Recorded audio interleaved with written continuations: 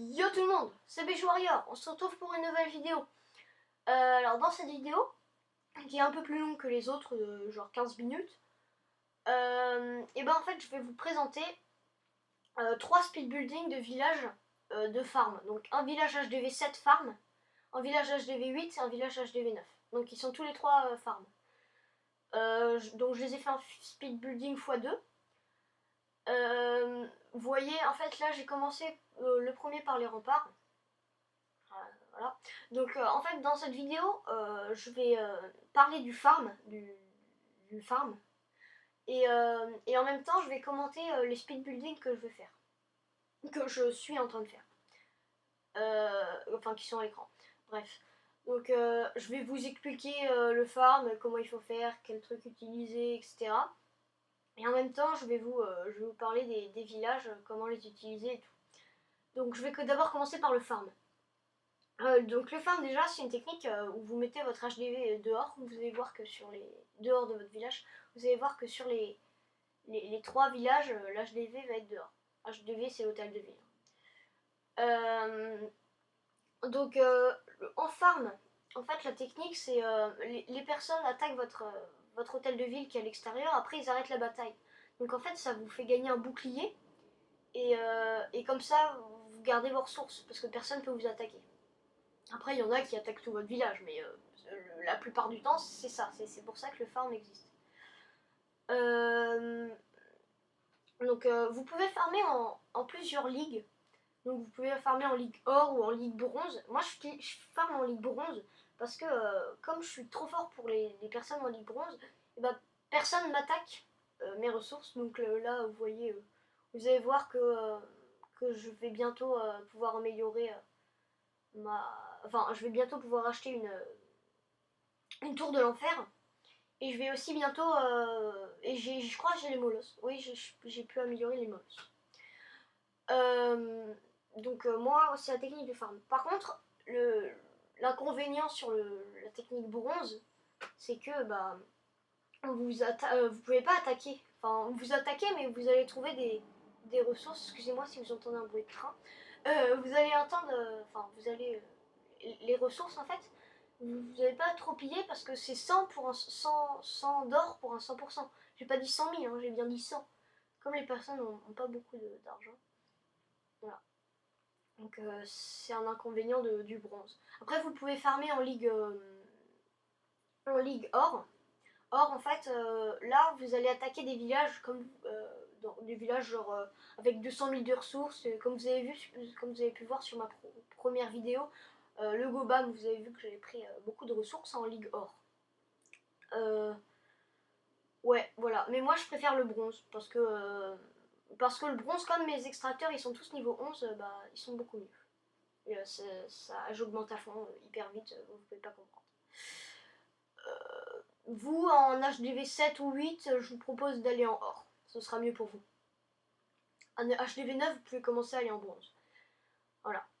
Donc là, je vais vous parler, donc le farm, là, c'est fini, c'était juste une petite intro comme ça. Je vais vous parler du village HDV 7. Vous voyez que, bon, il y a 3 mortiers. Ah oui, si, je voulais préciser aussi que les villages HDV 8 et 9, c'était avec 4 mortiers. Hein. Comme la mise à jour est arrivée, je vais pas...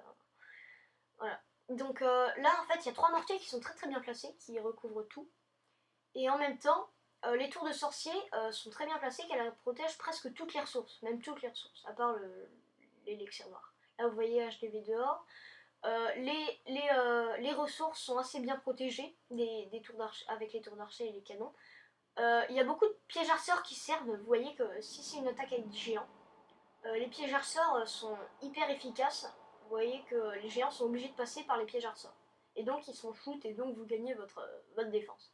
Donc c'est un super village que j'ai trouvé. Vous pourrez le trouver n'importe ailleurs. Voilà, vous pouvez jeter vraiment un coup d'œil. Les défenses antiaériennes sont très bien placées. Le château de clan est centré.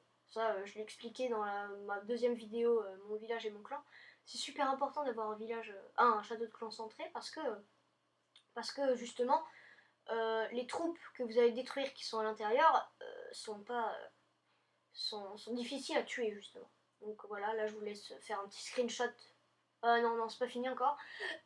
Non, là vous voyez, dans cette vidéo, je crois que j'ai oublié un truc. J'avais dû oublier genre 2 casernes. Je les ai remises après. Mais vous pouvez commencer à faire un screenshot du village pour le recopier. Voilà. Donc c'est vraiment un village super. Il y a un mortier qui est très bien placé en bas. Les canons et les tours d'archer recouvrent bien tout l'anneau extérieur du village.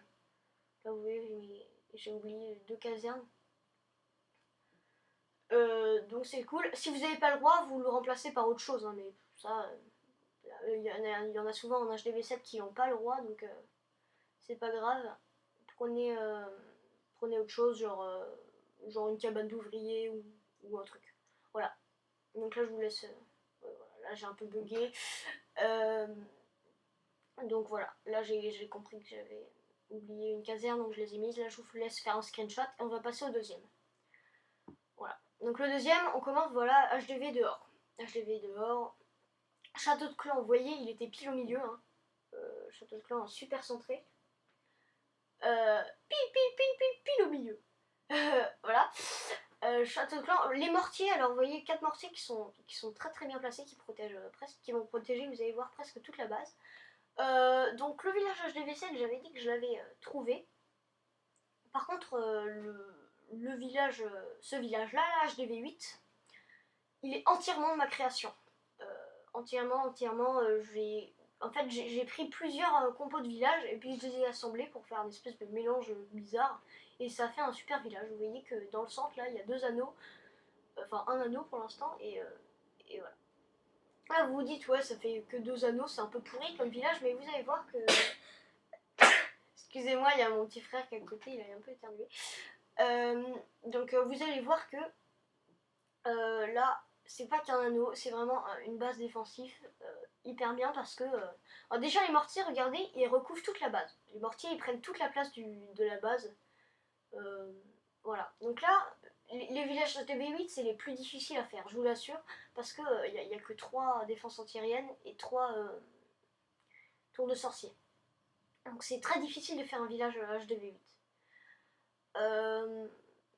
Là, vous voyez ce village, les défenses antiaériennes sont très bien placées. Elles recouvrent presque tout le village aussi. Donc leur anneau recouvre le village. Les tours de sorcier protègent très bien les ressources avec les mortiers.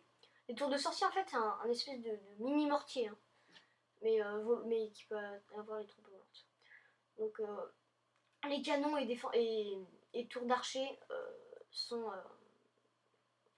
bien en anneau autour de la base. Elles sont bien en défense avec les tours d'archer, les défenses antiaériennes et les tours de sorcier. Vous voyez, la tour de sorcier en haut est pas mal.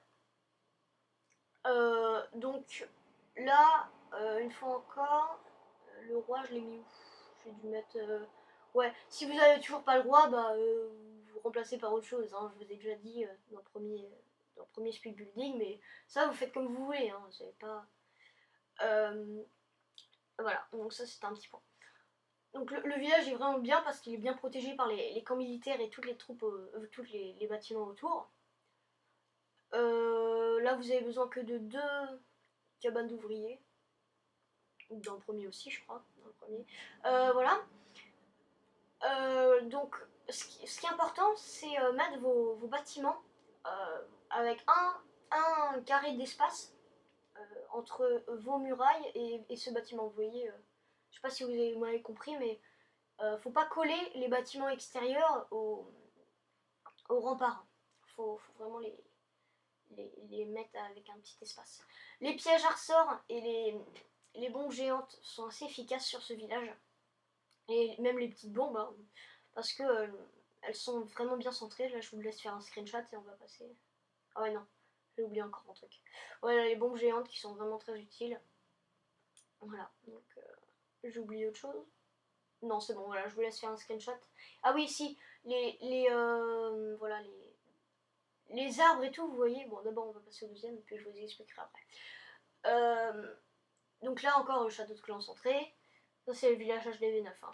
Hein. Vous voyez, autour, là, comme on les voit bien, là, il y a les arbres et les buissons, les troncs, etc. Faut les laisser autour de votre village, autour, hein, j'ai bien dit, parce que l'ennemi qui vous attaquera, il pourra pas déployer ses troupes à cet endroit. Il sera obligé de les mettre autre part. Et ça, c'est bien en défense, je vous assure, parce que l'attaquant, il sera en panique devant ces arbres qui devraient vous rapporter des gemmes, mais en fait, c'est bien en défense aussi. Et oui, les obstacles sont bien en défense. Donc ce village est super. Je remercie Greg de m'avoir fourni ce... Greg qui est une personne, un membre de mon clan. Je remercie Greg parce que c'est lui qui m'a fourni ce village, c'est lui qui a ce village, et donc je le remercie. Donc vous voyez les mortiers encore très très bien placés, très bien centrés, très bien symétriques. Les tours de sorciers aussi, et les défenses antiaériennes. Ce village il m'a plu énormément parce que regardez, tout est symétrique. Et vous voyez, c'est vraiment hyper défensif. Les tours de sorciers qui recouvrent toutes les ressources avec les mortiers et les défenses antiaériennes. Ce village il m'a plu à mort. Donc prenez-le, je vous assure, il est trop bien. Moi je suis sûre que si je l'avais, je l'aurais pris pendant beaucoup de temps. Voilà. Sauf que moi je l'avais 10. Voilà, donc là vous voyez, c'est un peu le centre du truc. Voilà. Les pièges et tout sont parfaits. Vous voyez les ballons rouges et les pièges à ressort sont bien placés à côté des Tesla. Les Tesla qui sont normalement visibles par l'ennemi, il doit se douter normalement, mais ça c'est pas un problème. Voilà.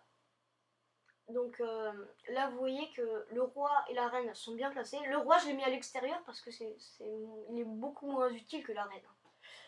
Vous voyez que vraiment ce village est entièrement symétrique et, et c'est super un village symétrique. Moi j'adore les villages symétriques.